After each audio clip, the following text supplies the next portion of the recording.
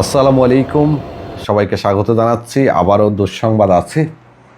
আসলে পরিস্থিতি এবং পরিবেশের উপর নির্ভর করেই ফ্লাইট চলাচল করে। এমনও হতে পারে আপনি ফ্লাইটের ভিতরে বসা আছেন অথবা ফ্লাইট আকাশে আছে, এমতো অবস্থায়ও ফ্লাইট বাতিল করার এখতিয়ার আছে। আজকে এমনটাই হয়েছে।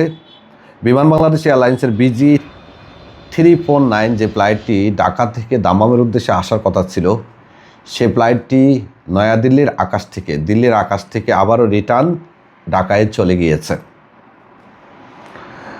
যাত্রীদের নিরাপত্তার কথা বিবেচনা করেই এই সিদ্ধান্ত নিয়েছে বিমান বাংলাদেশ এয়ারলাইন্স। বিমানের দাম্মামের উদ্দেশ্যে 2টি ফ্লাইটই আজকে ক্যান্সেল হয়েছে এবং দাম্মাম থেকে যাওয়ার ফ্লাইটগুলো আজকে ক্যান্সেলে আছে। এখন পর্যন্ত আমাদের কাছে যে আপডেটটি সেটি হলো ঢাকা থেকে আসার ফ্লাইটটি বাতিল হয়েছে, যেটির নাম্বার ছিল 349, এবং দাম্মাম থেকে যাওয়ার ফ্লাইটটি ছিল 350, সেটিও বাতিল হয়েছে।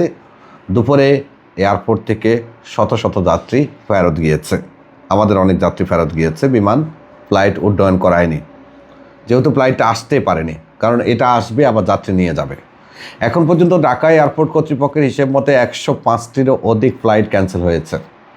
বিমানের না, সব দেশের, এয়ার আরাবিয়া, এমিরেটস, সালাম এয়ারলাইন্স, কুয়েত এয়ারলাইন্স, কাতার এয়ারলাইন্স, বিমান বাংলাদেশ, US বাংলা সব মিলিয়ে 105টা ক্যান্সেল অলরেডি হয়ে গেছে।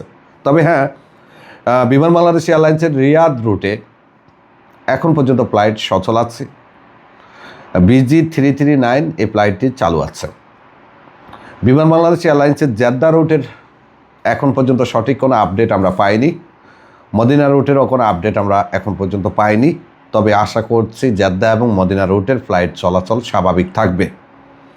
US বাংলার ফ্লাইট এখনও অন লাইভে আছে, লাইভ দেখাচ্ছে। বাকি আল্লাহর হাতে, কি হয় কে জানে। আশা করি সব ঠিক আছে বা ঠিক থাকবে। কুয়েত ও জাজিরা এয়ারলাইন্স এখনও কোনো আপডেট দেয়নি। শ্রীলঙ্কান এয়ারলাইন্সের দাম্মাম থেকে কলম্বোর ফ্লাইট ক্যান্সেল করা হয়েছে আজকে। ফ্লাইট নাম্বার ছিল UL253254, এই দুটা ফ্লাইট ক্যান্সেল হয়েছে। সালাম ও ওমান এয়ারলাইন্সের অল্প কিছু ফ্লাইট চালু আছে, বাংলাদেশ থেকে মাঝে মধ্যে 2-1টা যাচ্ছে, আবার কিছু ফ্লাইট মাঝে মধ্যে ডিলাই হচ্ছে। এয়ার আরাবিয়ার ফ্লাইট বন্ধ আছে, এমিরেটস এয়ারলাইন্সের ফ্লাইট বন্ধ আছে, এয়ার ইন্ডিয়ার ফ্লাইট বন্ধ আছে।